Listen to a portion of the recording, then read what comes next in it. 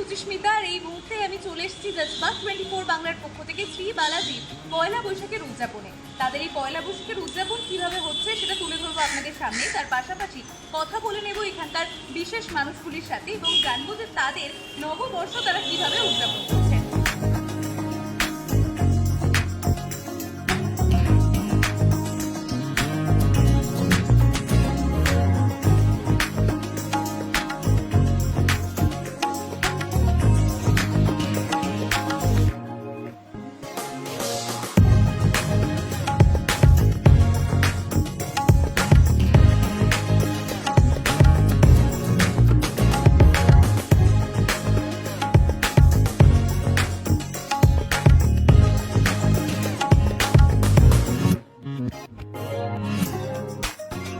মানুষদের প্রথমেই জানে শুভ নববর্ষ।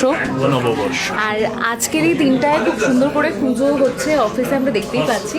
তাছাড়া মানে যেহেতু বাঙালির নববর্ষ মানে হালখাতার একটা ব্যাপার রয়েছে, এই ব্যবসার সাথে এটা একটা ডিরেক্ট লিঙ্ক থাকে তার। এবং তুমি যেভাবে তোমার ব্যবসাটাকে এগিয়ে নিয়ে যাচ্ছ, তো বাঙালি হিসেবে কি বলবে আজকের দিনটা কিভাবে সেলিব্রেট করছো, আর ব্যবসা নিয়ে ঠাকুরের কাছে সকাল থেকে কি কি আবদার জানানো হলো? সকলকে তো নববর্ষের শুভেচ্ছা। সকলে ভালো থাকবেন, ভালো রাখবেন, আর নতুন বছর সকলের খুব ভালো কাটুক।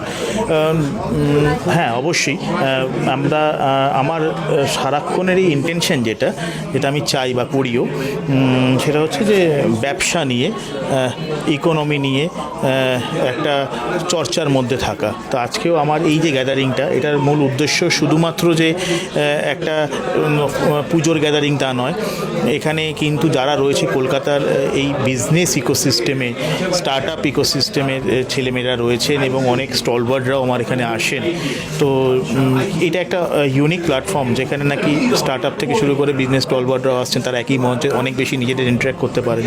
আর নববর্ষের এই দিনটাতে বাঙালির কাছে এটা একটা ডেফিনেটলি একটা বড় সেন্টিমেন্ট। সেই সেন্টিমেন্টটাকে কাজে লাগিয়ে নতুন বছরের এই উদ্দীপনাটা, প্রথম দিনের উদ্দীপনাটা যেন সারা বছর থাকে, সেরকম একটা বার্তাই দেওয়া, যাতে লোকে অনেক সুন্দর করে আগামী দিনটা, আগামী বছরটা এগিয়ে যাওয়ার একটা প্রেরণা পায়। আর এই যে পুজোটা হচ্ছে আমার অফিসে এত বছর ধরে আমি প্রত্যেক বছরই করছি, যত দিন যাচ্ছে আস্তে আস্তে ডেফিনেটলি সমাগম বাড়ছে, লোকজন বাড়ছে।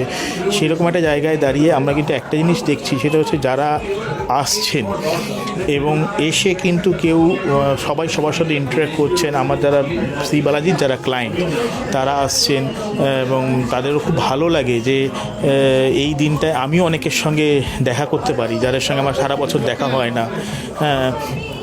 তো একটা সুন্দর এনভায়রনমেন্ট সকাল থেকে রাত পর্যন্ত থাকে। আর ঠাকুরের কাছে নতুন করে কিছু চাওয়ার নেই। ঠাকুরের কাছে কী চাই, ঠাকুরকে সবাই মিলে ঠাকুরের কাছে চাইলে পরে ঠাকুরও তো ভুলে যাবে। তো খুব একটা বেশি চায় না, নিজের কাজটা করে যাওয়া, নিজের কাজটা করে গেলে ভগবান ডেফিনেটলি একটা পথ দেখিয়ে দেবে। আচ্ছা, এই যে নববর্ষের দিনটা, এটা কিন্তু কোথাও গিয়ে একটা খাওয়া দাওয়া, ঘোরা বেড়ানো সব কিছু মিলিয়ে একটা উদযাপনের দিন। তো সেখানে আমি এবার একটু পান্থনিবাসের কথা জিজ্ঞেস করবো, কারণ আমরা জানি যে শান্তিনিকেতন এবং ডুয়ার্সে সেখানে মানুষ গিয়ে তোমাদের সেই বিজনেসে মানুষ সেখানে থাকতে পারে, খেতে পারে এবং সব রকম ব্যবস্থা রয়েছে। তো এই উৎসবের দিনগুলো কিভাবে, সেখানে কি কি তোমাদের স্ট্র্যাটেজিস রয়েছে এবং কিভাবে তোমরা প্ল্যান করেছো যাতে এই উৎসবের দিনগুলোতে আরও বেশি সমাগম হয় মানুষের, এবং তারা এই যে কদিন ছুটি পাচ্ছেন সেই কদিন যাতে তারা যেতে পারে এবং আরও ভালো করে তাদের দিনগুলোকে সেলিব্রেট করতে পারে? প্রত্যেকটা পান্থনিবাসী পান্থশালা একটা সেন্টিমেন্ট। পান্থশালার খাবার মানে অথেন্টিক বেঙ্গলি ফুড। পান্থশালা সেই গরম সকাল সকাল গরম গরম লুচি, মানে আমার কাছে তো খুব ফেভারিট। সকালবেলা আমি এমনিতে লুচি বাড়িতে খাই না, কিন্তু সকালবেলা ব্রেকফাস্টে লুচি, সাদা আলুর তরকারি, হ্যাঁ, তো এটা একটা মানে সিগনেচার আইটেম। আর পান্থশালায় সেটা ডুয়ার্সে হোক আর শান্তিনিকেতনে হোক, এই পেরিয়ারে প্রচুর লোকজন যান। তারা নিজেদের বাড়ি যেহেতু না, সেটা সেন্টিমেন্টটাও আলাদা। মানে দেখুন, হোটেলে তো সকলেই যেতে পারে, নিজের বাড়ি সেখানে পান্থশালার খাবার অথেন্টিক। তাছাড়া এখন পান্থশালাতে আপনি যে শান্তিনিকেতনে আমরা ফুড কোর্ট করেছি, সেখানে পান্থশালার সঙ্গে সঙ্গে ভূতের রাজা দিল বড় আছে। হ্যাঁ, সো মানে একটা ইউনিক কম্বিনেশন চারিদিকে রয়েছে, সঙ্গে কন্টিনেন্টাল ক্যাফেও রয়েছে। সো একটা ফুড নিয়ে ওভারঅল একটা যুদ্ধ বলতে পারেন যে এই মুহূর্তে আমাদের সবকটা প্রান্তনিবাসী রয়েছে।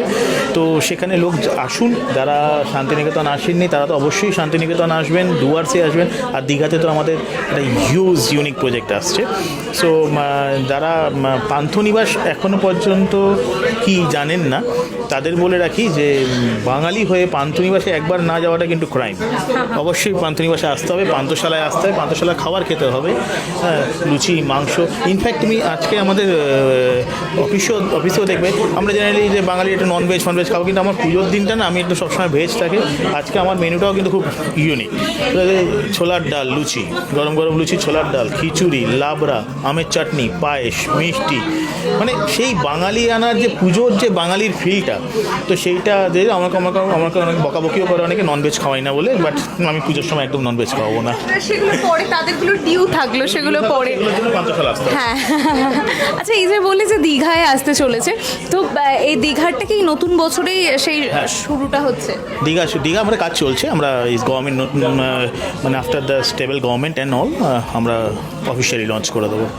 খাওয়া দাওয়া, ব্যবসা এবং মানে এই পয়লা বৈশাখের পুজো সব কিছু নিয়ে আমরা কথা বললাম, তবে আরও একটা জিনিস কিন্তু চোখে পড়ছে দর্শকদের, সেটা হচ্ছে এই পয়লা বৈশাখের লুক, নববর্ষের লুক। খুব সুন্দর একটা পাঞ্জাবিতে একদম বাঙালিয়ানায় সেজে উঠেছো। তো এই ফ্যাশন নিয়ে কি বলবে, যে ফ্যাশনের পেছনে মানে চুজ কি নিজেই করা হয়েছে, নাকি মানে কেউ দিয়েছে, এটা গিফট করেছে স্পেশালি আজকের দিনে পরার জন্য? ওরে বাবা, এই পিছনেও রয়েছেন আমাদের এক বিশিষ্ট স্টলওয়ার্ড, হ্যাঁ, বলবো নকশি, হ্যাঁ, বুটিক ম্যাডাম নিজেই দেখেন, হ্যাঁ, নীলিমা ম্যাডামের এটা ক্রিয়েশন, তো ওনারই ডিজাইন করা, ওনারই নকশির ডিজাইন করা। তা যারা নকশিতেও যাননি, এফডি ব্লকে নকশিতে অবশ্যই যাবেন। নববর্ষের তাহলে সাজ পুরোটা নকশির তরফ থেকে একদম। সকলের নববর্ষ খুব ভালো কাটুক। আমরা নববর্ষ নিয়ে অনেক কথা বললাম এবং এত ব্যস্ততার মাঝেও আমরা সময় পেলাম অনেকটাই, তো তার জন্য অনেক অনেক ধন্যবাদ আপনাকে। এবং দর্শকদের আজকে নববর্ষের কি জানাবেন আপনি, কি শুভকামনা তাদের বলবেন, সেটা একটু যদি বলেন। সকলের অনেক ভালো কাটুক নতুন বছর। এটা আনরেস্ট কন্ডিশন আছে সারা পৃথিবীতে, সেটা যত শীঘ্র সম্ভব কেটে যাক, সব শান্তি ফিরে আসুক, মনের শান্তি থাকুক, আর একদম নির্ভয় নিজের কাজ করে যান সকলে, বাকি সব কিছু তো ঠিক হতে হবেই। অনেক অনেক ধন্যবাদ। Thank you. ধন্যবাদ সকলে। দাদা, প্রথমেই জানাই শুভ নববর্ষ। আজকের দিনটা সকাল থেকে কিভাবে কাটাচ্ছ বল? শুভ নববর্ষ। সকাল থেকে বাড়িতেই ছিলাম। আমি অ্যাকচুয়ালি এখন 9:30 লাঞ্চ করি, তো আজকে এইখানে রঞ্জনা নেমন্তন্ন করেছে, তো যদি কিছু খেতে হয় সেই জন্য আমি 2 চামচ ভাত খেয়েছি, আর একটা মাছ খেয়েছি, 2 সবজি খেয়েছি, ফলে আমি ওই কিছু এখানে খাবো বলে না খেয়ে আছি। তারপরে আমার মোবাইলের ভেঙে গিয়েছিল, স্ক্রিন গার্ড যেটা থাকে সেটা ভেঙে গিয়েছিলো, এটা লাগাতে গিয়েছিলাম, ছ্যাঁকা লেগেছে, 1200 টাকা লেগেছে আর কি। তারপরে ওইখান থেকে সোজা এখানে চলে এসেছি। এবার এখানে এসে সকাল থেকে তো অনেক কিছুর মধ্যে গেছে, তারপরে এখানে এসে এখন এই শ্রী বালাজির প্রোগ্রামে আজকের এই পুজোয় কেমন লাগছে? হ্যাঁ, ভালো লাগে, কারণ রঞ্জনা আগেরবারেও আমাকে নেমন্তন্ন করেছিল, আর ওদের একটা পান্থনিবাস বলে বোলপুরে আছে, সেটা ভীষণ ভালো। সেটাতে এই যে অনুষ্ঠানটা হয় দোলে, অসাধারণ একটা অনুষ্ঠান হয়। আমাকে হ্যাঁ, রঞ্জনাই নিয়ে গিয়েছিল আমাকে, 2 দিন ভালো টাকা দিয়েছিল রঞ্জনা আমাকে। তো 2 দিনে আমি অনুষ্ঠান করেছিলাম ওর সাথে, শ্রুতি নাটকের। দারুণ অনুষ্ঠানটা ভীষণ ভালো হয় ওখানে। আরও যাওয়ার ইচ্ছে, কিন্তু ও এখন আমার থেকে বড় স্টার নিয়ে যাচ্ছে, এখন আমার ওপরে ধরে ফেলেছে। হ্যাঁ, পরপর 2বার অন্য আমার থেকে বড় স্টার নিয়ে গেছে, তো আমি যেতে পারিনি আর কি।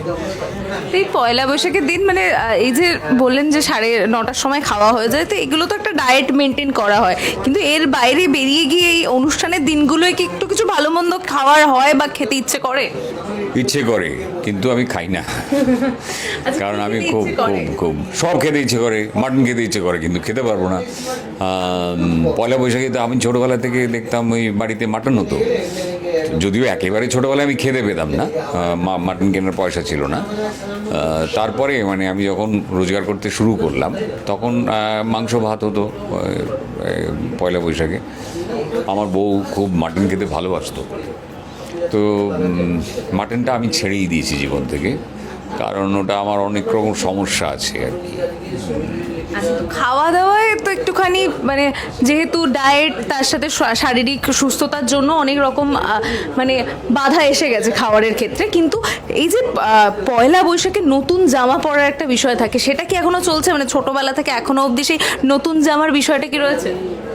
আমার মধ্যে একেবারেই নেই, কিন্তু আমি দেখলাম এই যে আজকে পরে আছি না, এইটা আমি কিনেছিলাম ডিসেম্বর মাসে, আমি হঠাৎ বের করতে গিয়ে দেখি ট্যাগ কাটা নেই, মানে এটা নতুন, তো এটা পরে ফেললাম। বাড়িতে বাকিদের জন্য, বাড়ির বাকি মেম্বারসদের জন্য কি নতুন জামা কিনে দেওয়া হয় না? না, আমার মেয়ে একেবারেই পছন্দ করে না এসব, সে বম্বেতে থাকে, সে তাকে কিছু দিতে গেলে সে নেয় না। আর আমার বাড়িতে 3 জন আছেন হেল্পিং হ্যান্ড, তাদের শাড়ি ও কিনে পাঠিয়ে দিয়েছে, সাজি মানে আমার মেয়ে সংজ্ঞা, ও পাঠিয়ে দিয়েছে কিনে। আর আমার যিনি কী বলবো সারথি, সে নেবে না বলেছে, কিছু বলেছে আপনার এখন অবস্থা ভালো না, আমি নেব না কিছু। তো আমার এই রোগা হয়েছে বলে পরপর 3টে, একটা 4টে অ্যাকচুয়ালি থিয়েটার করছি বলে, আমি নাম করেই বলছি, লীনা গাঙ্গুলি বাদ দিয়ে দিয়েছিল লুক সেট করে, তারপরে জি টিভি 2টো থেকে বাদ দিয়েছে রোগা হয়েছি বলে, আর একটা হইচই টিভি প্লাস ওখান থেকে বাদ দিয়েছে রোগা হয়েছি বলে। কিন্তু আমি আপনাদের কাছে বলছি, রোগা হওয়ার পরে আমি একেনবাবু পুরুলিয়ায় পাকড়াও সিজন 9 আজকে কাল রাত 12টার থেকে ওটা দেখানো শুরু হয়েছে। অলরেডি রাত্রি 12টার সময় ওটা হ্যাং করে গিয়েছিল, লোকেরা হইচইয়ে ঢুকতে পারছিল না, কোনো রকমে ফার্স্ট এপিসোড দেখেছে, তারপর এগুলো দেখা যায়নি। আজ থেকে হয়তো দেখা যাবে না, এত লোক ওটা দেখতে শুরু করেছে। তো আমি বলবো আপনাদের নতুন বছরের সবাইকে শুভেচ্ছা জানাচ্ছি। জজবাত 24 বাংলা যারা দর্শক তাদেরকে শুভেচ্ছা জানাচ্ছি নববর্ষের। আপনারা ভালো থাকবেন এবং অবশ্যই একেনবাবু পুরুলিয়া পাকড়াও দেখবেন। একদম, অনেক অনেক ধন্যবাদ দাদা আপনাকেও, এবং দর্শকদের সকলকেই জানাই শুভ নববর্ষ।